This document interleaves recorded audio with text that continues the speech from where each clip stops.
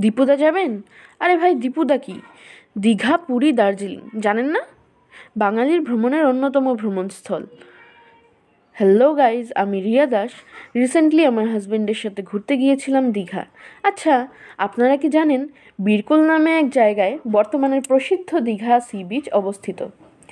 Warren হেস্টিংসের 1780 সালের চিঠিতে বর্তমানে দীঘাকে ব্রাইটন অফ দ্য ইস্ট বলে ব্যাখ্যা করা হয়েছে।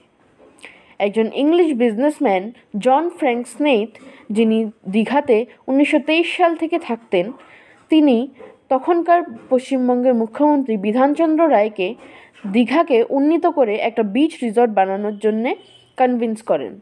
এই হলো আজকের কিছু ফ্যাক্টস দীঘা সম্পর্কে। সাবস্ক্রাইব করতে ভুলবেন না। আমার ইউটিউব চ্যানেল রিয়া দাসকে আজকের জন্য বিদায় জানাচ্ছি। আমি রিয়া দাস।